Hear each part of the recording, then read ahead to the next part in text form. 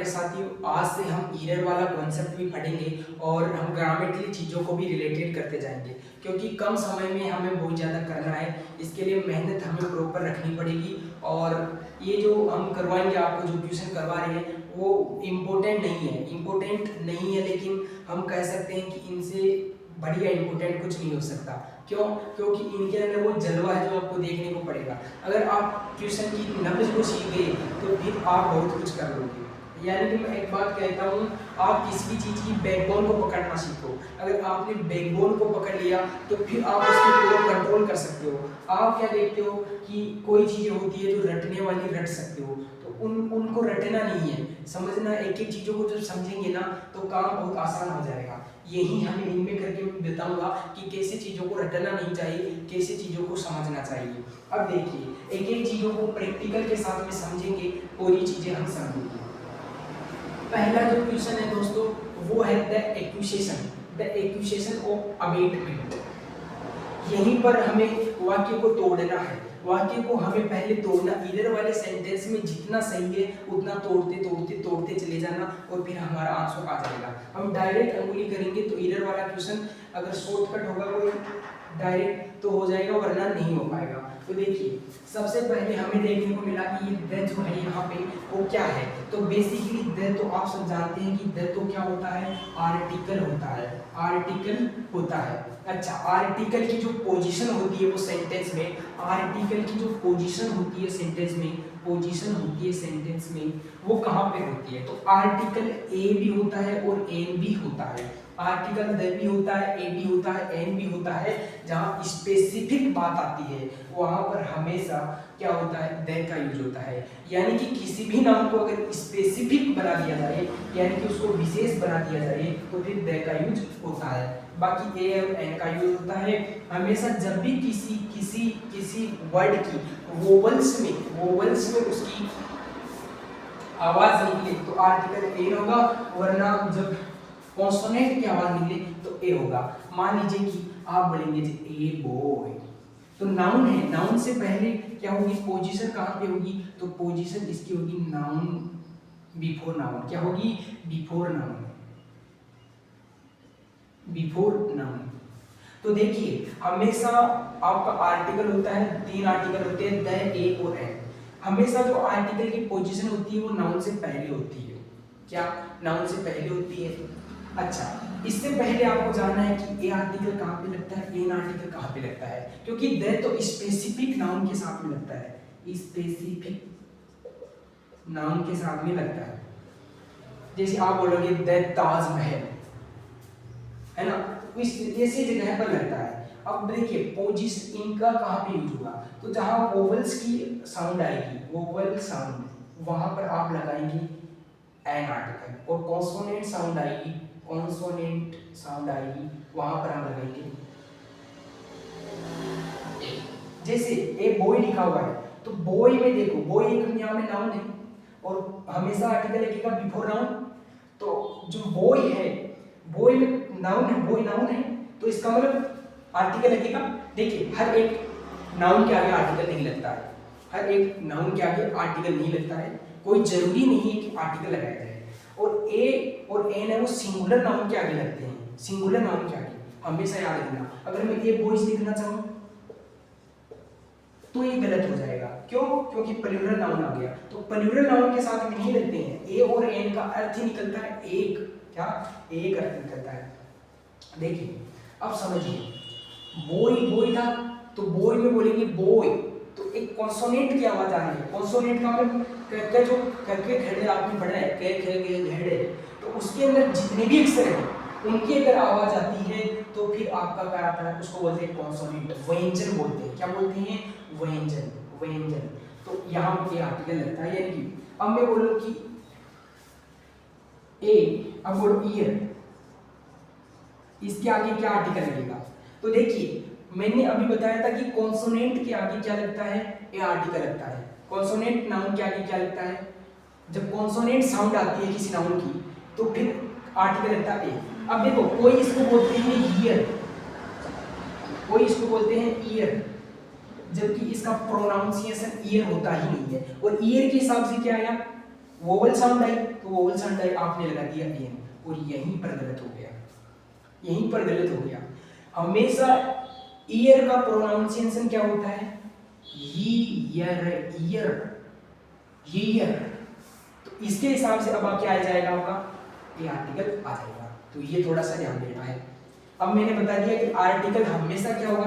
Before noun होगा। अच्छा, कभी आप बोलोगे कि नाउन के पहले, नाउन के पहले अगर एडजेक्टिव आ जाए, अगर एडजेक्टिव आ जाए, अगर नाउन के पहले अगर विशेषण आ जाए, विशेषण आ जाए, तो आप क्या बोलेंगे कि नाउन के पहले अगर विशेषण आ जाता है तो फिर आर्टिकल एडजेक्टिव से पहले आएगा। इस कंडीशन में अगर आर्टिकल आएगा तो फिर इस कंडीशन में एडजेक्टिव से पहले आएगा। दो चीजें बहुत ज्यादा इंपॉर्टेंट है। पहली बात तो आर्टिकल हमेशा नाउन के आगे आता है। अगर एडजेक्टिव दे रखा है तो फिर एडजेक्टिव के आगे ही बैठता है, लेकिन नाउन हमेशा आता है तो नाउन, आर्टिकल हमेशा आता है तो नाउन के साथ में आता है। दूसरी बात, आर्टिकल तीन टाइप के होते हैं, जैसे द हो गया, ए और एन हो गया। ये बेसिकली सिंगुलर नाउन के साथ में आता है, और जो द है वो सिंगुलर के साथ में भी आ सकता है और प्लूरल के साथ में भी आ सकता है। अब दूसरी बात है कि द का मोस्टली जो यूज होता है वो किसी नाउन को अगर मैं स्पेसिफिक कर दूं तब आता है, लेकिन ये जो आर्टिकल आते हैं क्या वो प्रॉपर नाउन के पहले आ सकते हैं? प्रॉपर नाउन के पहले आ सकते हैं। देखिए, द प्रॉपर नाउन के पहले आ सकता है, लेकिन कुछ ही प्रॉपर नाउन होती है उनके पहले द का यूज हो सकता है, लेकिन ए और एन का प्रयोग प्रॉपर नाउन के पहले नहीं होता है। ठीक है, प्रॉपर नाउन के पहले नहीं होता है। हम ऐसे नहीं कह सकते ए मोहन, ये थोड़ा सा गलत हो जाएगा। ठीक है, तो अब यहाँ पे देखना ये है कि अब इस क्वेश्चन को पढ़िए, द एक्विजिशन। तो नाउन है, नाउन के पहले आर्टिकल आ रहा है, यानी कि स्पेसिफिक कर दिया, इस नाउन को स्पेसिफिक कर दिया। इसका मतलब होता है एक्विजिशन का मतलब आरोप। ठीक है, उसके बाद में ओ प्रीपोजिशन है, प्रीपोजिशन है ना, तो इसका मतलब होता है का, तो आरोप का, अबेटमेंट का। अब दो चीजें यहाँ पे देखने की बात आती है कि देखिए, ये वे क्वेश्चन है जो सोचने पर हल हो सकते हैं। अगर आप पूरी तरीके से अगर नहीं प्रिपेयर हो, नहीं होंगे आपसे, सोचना पड़ेगा। एक वर्ड होता है, मैं इनको मिटा देता हूँ।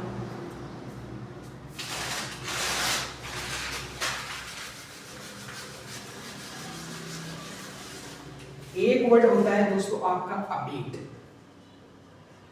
और एक होता है एबेट। दोनों ही अपने आप में क्या है? वर्ब। दोनों ही अपने आप में क्या है? वर्ब। इस ऊपर वाली अबेट का क्या मतलब होता है? इसका मतलब होता है इंक्रीज करना,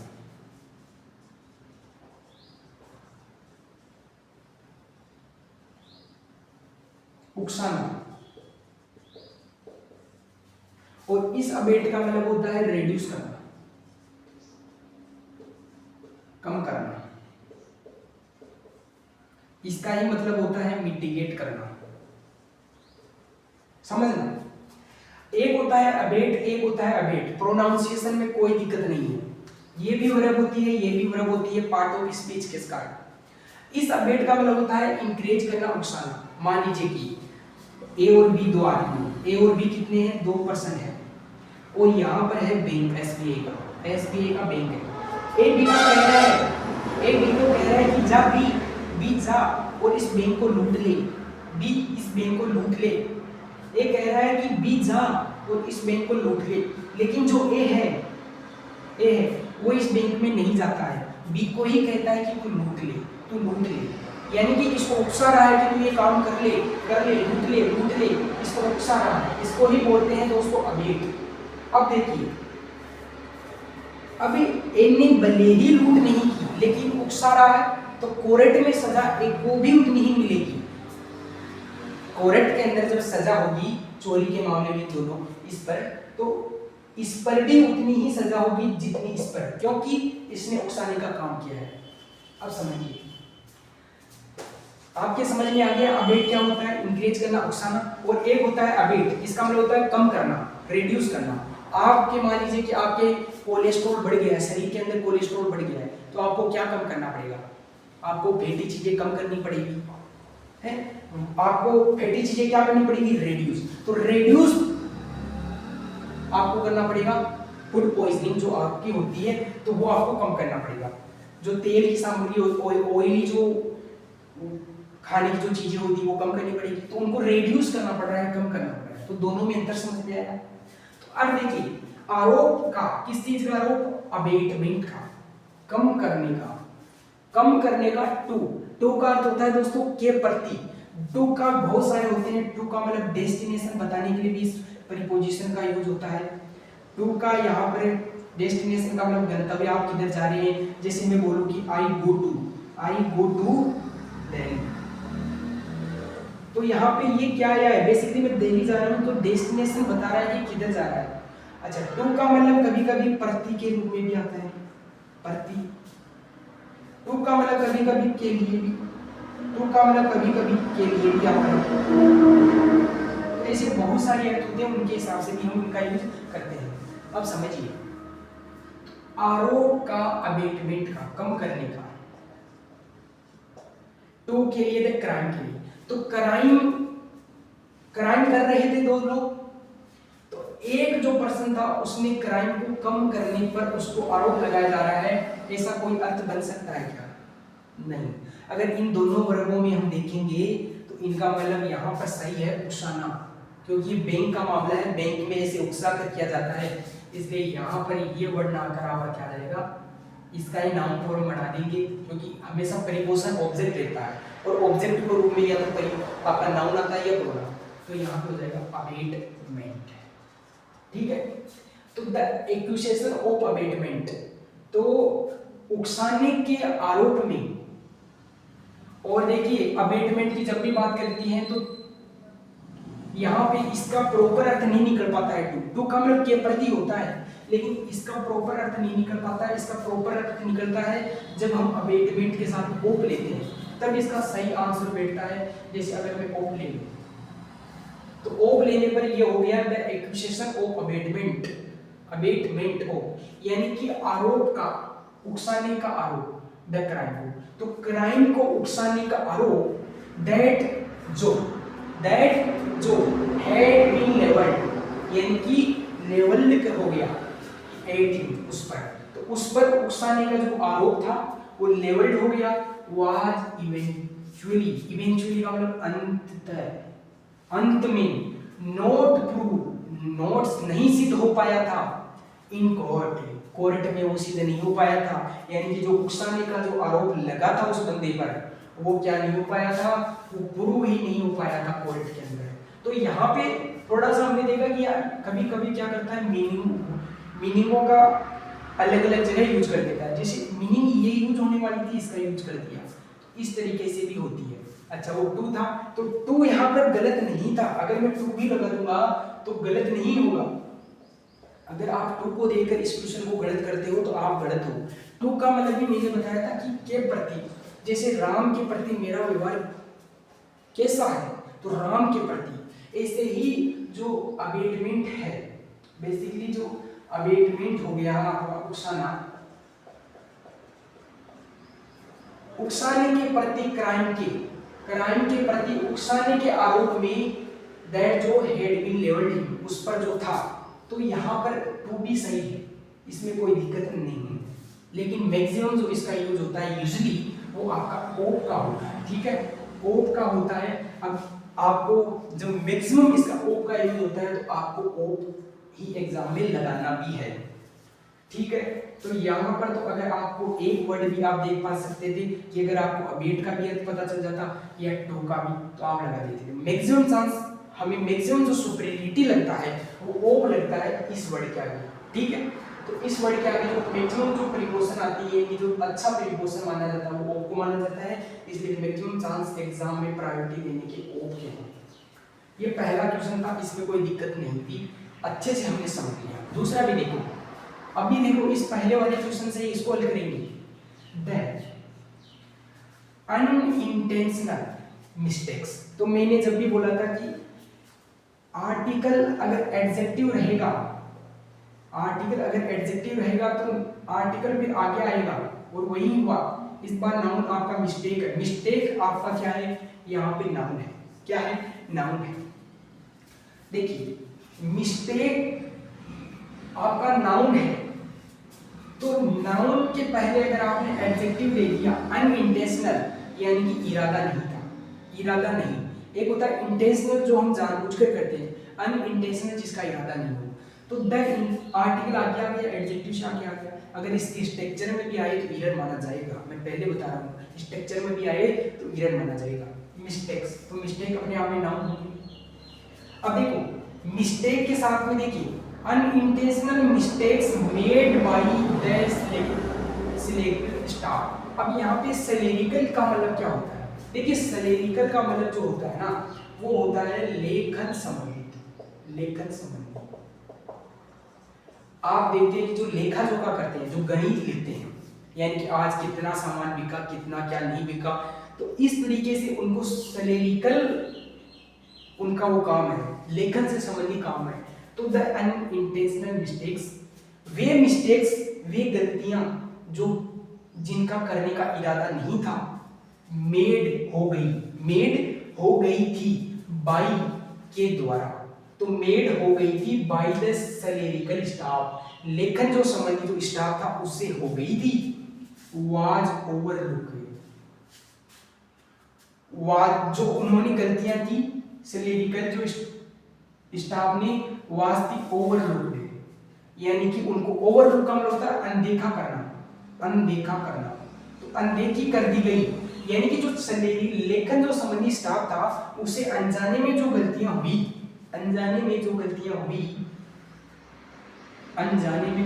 हुई उनको अनदेखा कर दिया गया बाय द ऑफिसर के द्वारा। अब आपको बताना है कि एरर कहां पे है। मैंने एक चीज बता दी कि आर्टिकल कब आएगा, पूरा मैंने बता दिया, फिर भी आप बता दो इसमें क्या होगा।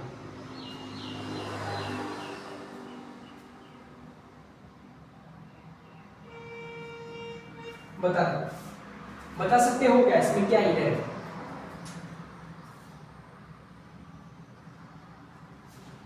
नहीं बता सकते।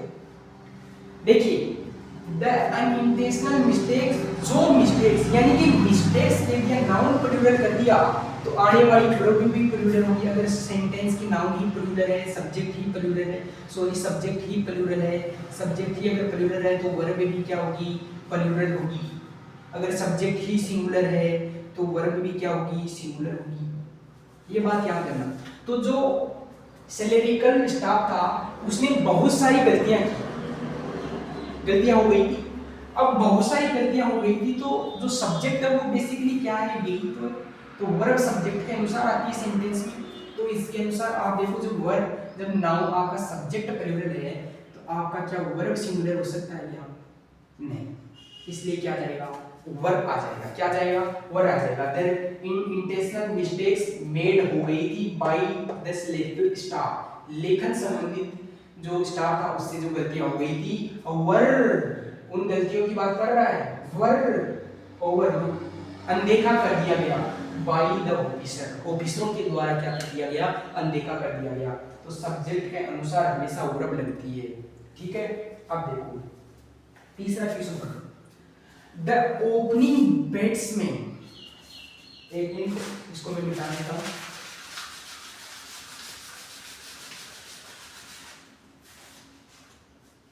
देखो the opening batsman, opening batsman कौन नहीं जानता है, जो ओपनिंग करता है? तो जो ओपनिंग करता है जैसे विराट कोहली हो गया, कोई टाइम शिखर धवन भी करता था, आज नहीं करता है। तो the opening batsman was famous, कि जो ओपनिंग बैट्समैन किसी पर्टिकुलर की बात करती है, द लगा इसका मतलब स्पेसिफिक नाउन की बात करती है, उस एक पर्टिकुलर बैट्समैन की बात करती है। तो दैट ओपनिंग बैट्समैन वाज था, फेमस था। फेमस किस लिए था, तो फॉर के लिए था। इसलिए याद करना फेमस के साथ में हमेशा फिक्स्ड प्रीपोजिशन लगती है, फॉर, फेमस फॉर। तो ओपनिंग बैट्समैन था फेमस के लिए, द इंपीरियल स्टॉक्स के लिए। अरे वाह भाई वाह, इंपीरियल का मतलब दोस्तों शाही होता है, शाही, जबरदस्त, इसको बोलते हैं जबरदस्त, जबरदस्त, क्या बोलते हैं, जबरदस्त। देखिए शाही पहले इंपीरियल, जो हम पहले ब्रिटेन के लोगों को इंपीरियल बोला जाता था, शाही लोग बोला जाता था, लेकिन आज हमको शाही है, आज हमको शाही है, वो कुछ नहीं है। तो हम आज इंपीरियल है, और देखिए यहाँ पे देखने का मतलब है कि जो बैट्समैन बोर्ड था के लिए था इंपीरियल स्ट्रोक्स के लिए, तो बस यहीं पर ये गलती आ गई है। बेसिकली आप एक चीज को समझना है आपको, एक होता है स्ट्रोक्स और एक होता है स्ट्रोक्स, ठीक है। इस स्ट्रोक्स का मतलब क्या है? इस स्ट्रोक्स का मतलब है जैसे आप भट्टी होती है ना, भट्टी, ईंधन डालना, भट्टी में ईंधन डाला जाता है, कोई तेल की भट्टी हो गई तो उनमें जब गाड़ी का जो ट्रेनें होती है उनके ईंधन डाला जाता है तो उसको बोलते हैं स्ट्रोक्स। लेकिन स्ट्रोक का मतलब होता है आप बल्लों को कैसे पकाते हो, यानी कि बैट पकड़े आपने और ऐसे दिया, तो आपका जो स्टाइल है वही होता है स्ट्रोक्स से, वही क्या होता है? स्ट्रोक्स होता है। यानी कि खिलाड़ी द्वारा बैट से बॉल मारने का स्टाइल है, ठीक है। तो खिलाड़ी जब बैट से बॉल को मारता है तो किस स्ट्रोक से मारा, वही स्ट्रोक्स होता है। तो बस ओपनिंग बैट्समैन फेमस था के लिए इंपीरियल स्ट्रोक्स के लिए नहीं, स्ट्रोक्स के लिए, ठीक है ना। अब देखिए इसके दो अर्थ होते हैं, एक आपका ब्लेड भी कभी कभी स्ट्रोक कर जाता है, ब्लेड भी आपका क्या कर जाता है? स्ट्रोक कर जाता है। तो उसका मतलब होता है कि ब्लेड का भी स्ट्रोक कर जाएगा। देखिए जब आपका थक्का नहीं बन पाता है, मान लीजिए कि मेरे जो एक नस है, ब्रेन में जाने वाली एक नस है, बेसिकली ब्रेन में स्ट्रोक होता है, ब्रेन स्ट्रोक हो जाता है। तो वो क्यों होता है? तो ब्रेन स्ट्रोक इसलिए होता है कि ब्रेन में जो नसें जाती है, ब्रेन में जो नसें जाती है वो ब्लास्ट कर जाती है। ब्लास्ट का मतलब कभी कभार अत्यधिक रक्तचाप बढ़ जाता है, बीपी बढ़ जाती है तो वो फूट जाती है, दबाव ज़्यादा हो जाता है तो वो फूट जाती है।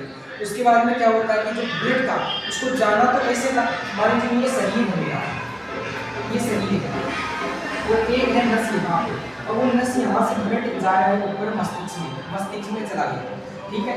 तो मान लीजिए कि यहाँ पर मेरा ब्लड प्रेशर बढ़ गया, बीपी बढ़ गई, धड़कनें बढ़ गई, तो यहाँ से नस क्या कर देगी? ब्लॉकेज कर देगी। ब्लॉकेज के बाद में जो ब्लड ऊपर जाना चाहिए था वो इधर ही क्या हो जाएगा? डिस्ट्रीब्यूट हो जाएगा, और ये मेरे लिए बहुत खराबी बात होगी, क्योंकि इससे आज भी डेथ भी हो सकती है। तो अगर आपको भी, अगर किसी के घर में अगर किसी की ये दिक्कतें हैं ब्रेन स्ट्रोक वाली, तो आप जरूर हॉस्पिटल में जाकर डॉक्टर से अच्छा परामर्श लें।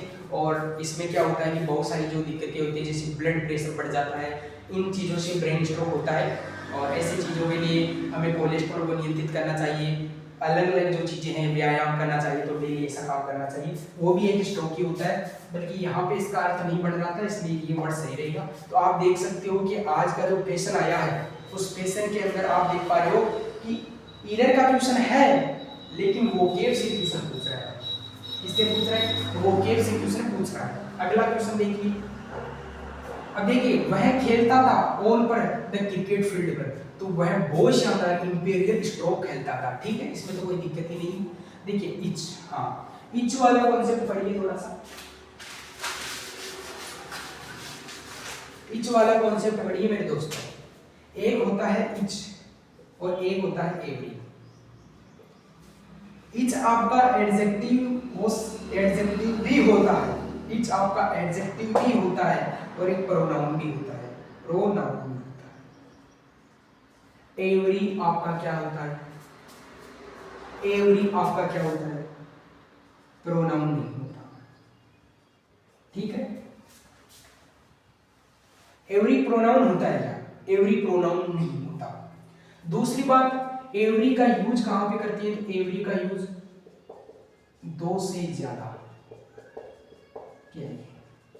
मोर देन टू,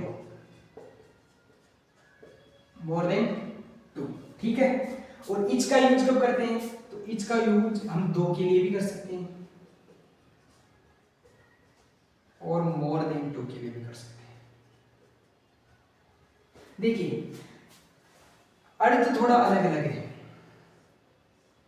ये कोई मान लीजिए कि ये कक्षा है और इस कक्षा में 10 स्टूडेंट है और ये 10 के 10 अगर मेरी नजर में है, ये 10 के 10 अगर मेरी नजर में है तो फिर मैं इच बोलूंगा। और ये 10 के 10 मेरी नजर में आ गए, इसलिए मेरे लिए ये सिंगुलर का काम करते हैं। इसका मतलब होता है प्रत्येक। तो मैंने हर एक बच्चे को इंडिकेट कर रखा है, इसलिए हर एक बच्चे के लिए यहाँ पे ये सिंगुलर का काम करता है। और एवरी क्या होता है, एवरी का मान लीजिए ये है, इसमें हजारों बच्चे हैं। तो अगर मैं किसी को नहीं जानता हूं तो फिर इन हजारों बच्चों के लिए मुझे एवरी यूज करना सही रहेगा मेरे लिए।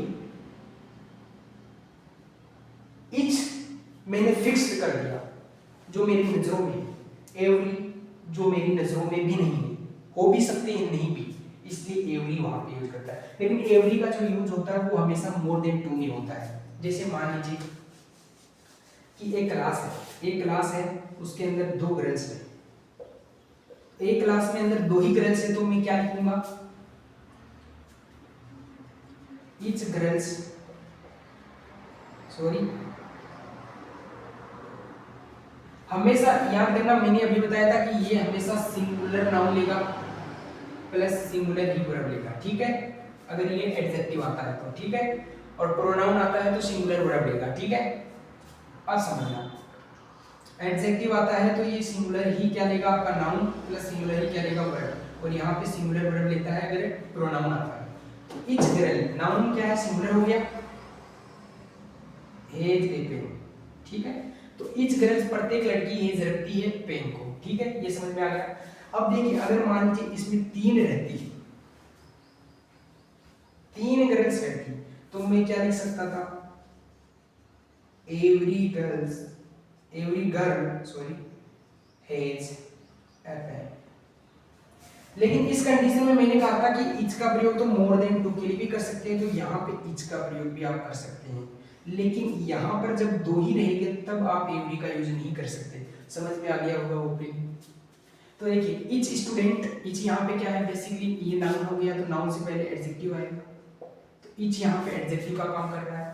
इच स्टूडेंट, तो मैंने बताया था कि इच के बाद में नाउन भी क्या आती है, सिंगुलर आती है, और वर्ब भी क्या आती है, सिंगुलर आती है, तो सिंगुलर आया सही, कोई दिक्कत ही नहीं है।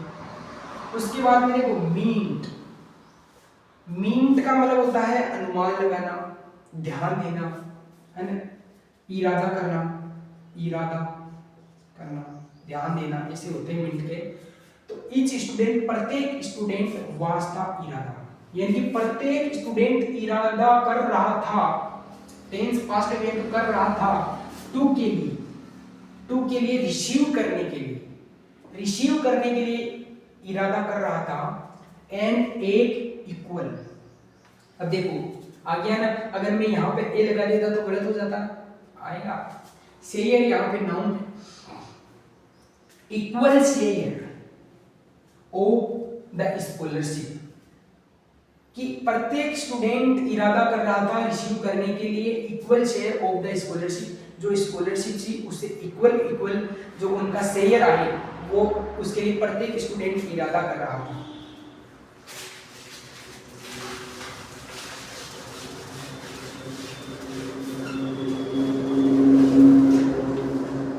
बट अब यहाँ पे देखिए जब भी दो एक सेंटेंस में काम नहीं बन पाता है, जब भी दोस्तों एक सेंटेंस में काम नहीं बढ़ पाता है तो उसके बीच में कुछ चीज रखी जाती है ताकि उस सेंटेंस को दूसरे सेंटेंस में जोड़ दिया जाए और ऐसा लगे कि सेंटेंस एकदम से नहीं रुका, ठीक है। तो यहाँ पे जब 2 सेंटेंस को कोई जोड़ता है तो उसको बोलते हैं कंजक्शन। क्या बोलते हैं? कंजक्शन। समझना, मान लीजिए कि मैं बोलना चाह रहा हूं कि मैं कल आऊंगा,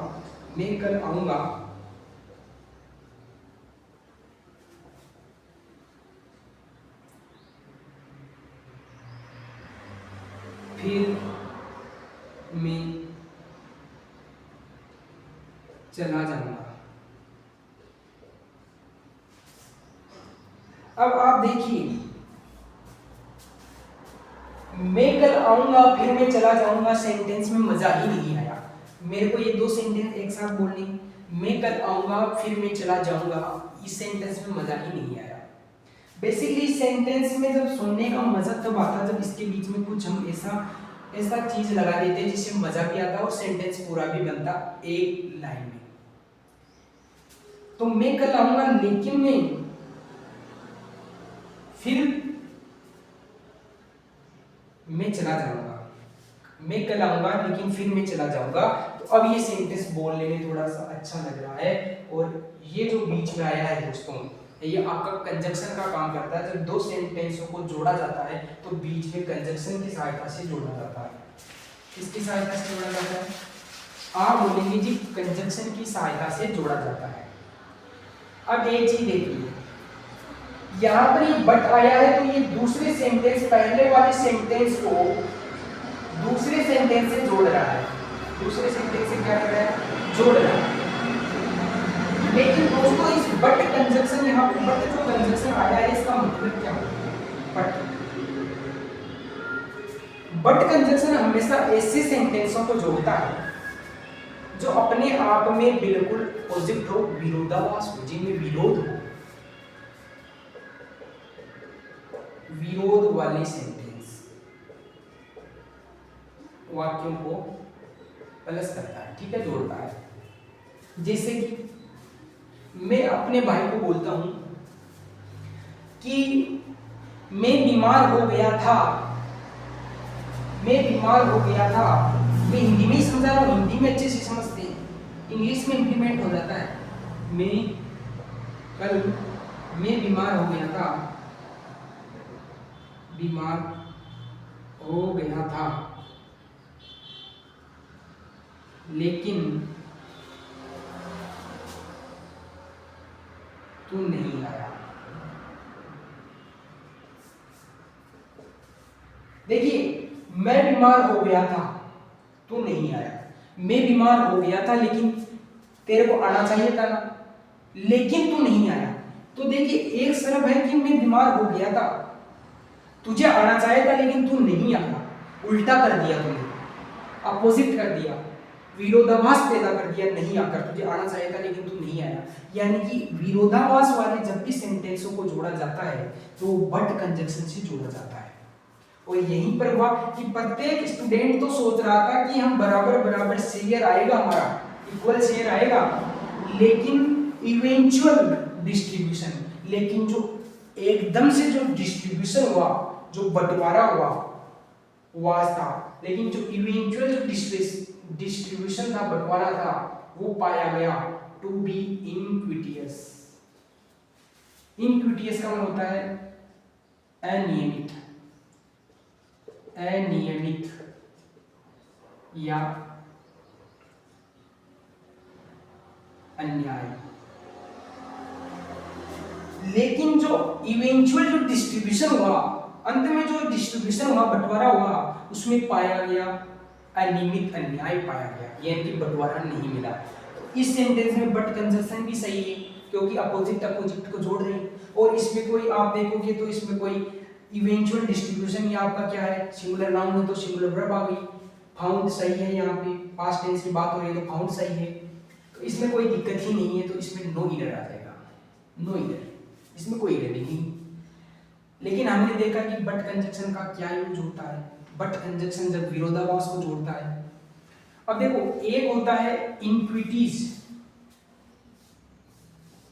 एक होता है इक्विटीज। इसका मतलब होता है दोस्तों प्राचीन, एंशिएंट। एंशिएंट कोई चीज होती है तो इक्विटीज आता है, और अनियमित, अन्याय की बात होती है तो इक्विटीज आता है। तो इन सारे को हमने अच्छे से पढ़ा, और बिल्कुल चार जो इरर थी उनमें हमने कितनी ही इरर हमने पढ़ी, और एकदम सेंटेंस को नब्ज से पकड़ा। अब पहले वाले सेंटेंस में आपको देखना था कि अबेटमेंट आता तो वो उसके हिसाब से, क्योंकि यहाँ पर उकसाने की बात हो सकती है यार, थोड़ा कॉमन सेंस लगाना पड़ता है। यहाँ पर है ना, हम कम नहीं कर सकते, और सेंस में ज्यादा प्रायोरिटी ओप सही देता है कि उसको क्राइम के उकसाने पर आरोप लगाया गया था। तो यहाँ पर क्राइम के प्रति थोड़ा थोड़ा सही है 100% सही है, लेकिन थोड़ा सा है तो उसमें थोड़ा सा देखने को मिला, क्योंकि मैक्सिमम जो चांस है वो ओप सुटेबल ज़्यादा रहता है इस कंडीशन में। तो यहाँ पर ओप वाली पोजीशन ही लगाते हैं अवेट यूनिट के साथ में, ठीक है। इस तरीके से आपको देखना है कि जो एरर होती है उसके अंदर ग्रामेटिकली एरर ही नहीं होती है, बल्कि वोकेब से भी एरर आने लगी है आजकल। दूसरा वर्ड चेक देता है दूसरे की जगह, ऐसा समझना आपको बहुत ज़्यादा इंपॉर्टेंट है, ठीक है। तो मिलते हैं नेक्स्ट टॉपिक में, और ज़बरदस्त इसी तरीके से हमारी जो सीरीज है वो चलती रहेगी, और आशंका है कि बहुत कम समय में हम बहुत ज़्यादा आपको प्रोफिट करवा दें। Thank you.